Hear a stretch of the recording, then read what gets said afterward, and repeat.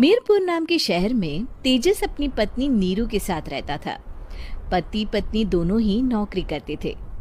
एक दिन तेजस गांव अपनी माँ के पास फोन करता है। हेलो, प्रणाम माँ। जीते रहो माँ, तुम दादी बनने वाली हो हैं? अरे वाह, ठीक है बेटा, मैं कल ही आती हूँ। जब माँ जी शहर पहुंची तो बेटे बहू ने बहुत अच्छे से स्वागत किया। लीजिए माँ जी, चाय। अरे गर्मा गर्म पकोड़े ले आओ माँ के लिए। नीरू रसोई में गई और 2 मिनट में ही पकोड़े ले आई। जी ये लीजिए। बहू जादू से बनाए हैं क्या? अभी तो रसोई में गई थी।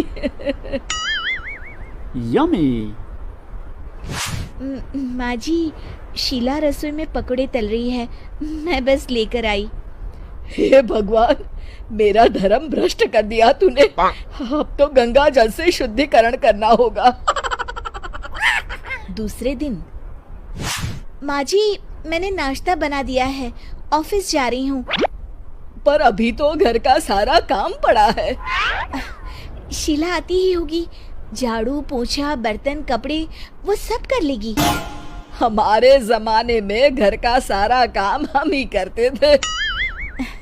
जी माँ जी, आप बहुत होशियार हैं, मैं घर ऑफिस दोनों नहीं संभाल पाती। तो जरूरत क्या है घर से बाहर जाकर चाकरी करने की? वैसे भी घर का काम खुद करने से घर में बरकत आती है, समझी? पर माँ जी। पर वर कुछ नहीं, इस महीने की पगार मिले फिर ऑफिस बंद है। हाँ। रात को नीरू तेजस से कहती है, सुनिए जी, माँ जी बोल रही थी कि मैं नौकरी छोड़ दूं। वैसे ठीक ही तो है, अभी तुम्हें आराम की जरूरत है।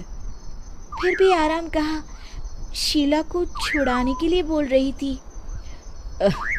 तो अब 24 घंटे में इतना काम तो कर ही सकती हो।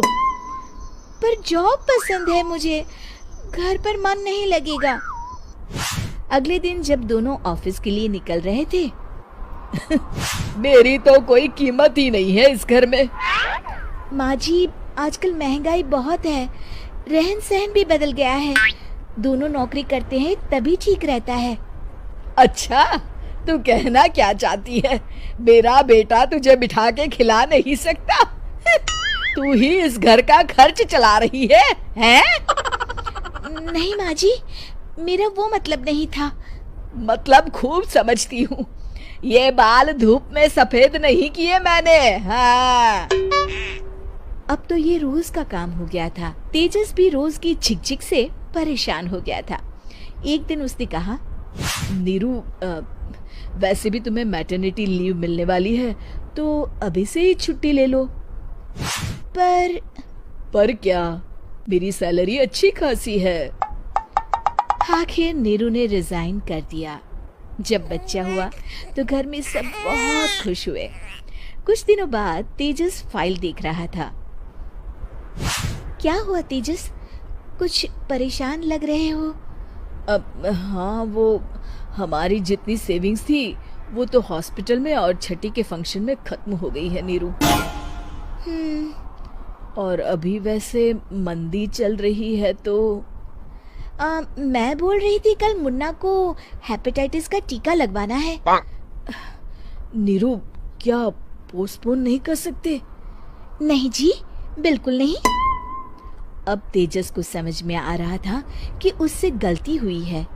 पैसों की कमी का असर घर के माहौल पर भी पड़ रहा था। अगले दिन, बेटा मेरा चश्मा और ये दवाइयाँ ले आना, पर्चा देते हुए माँ जी ने कहा। जी।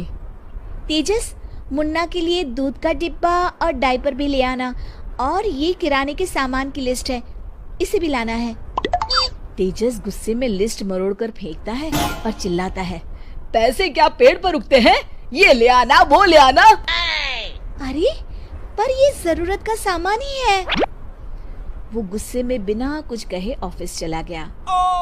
अरे लंच तो ले जाइए।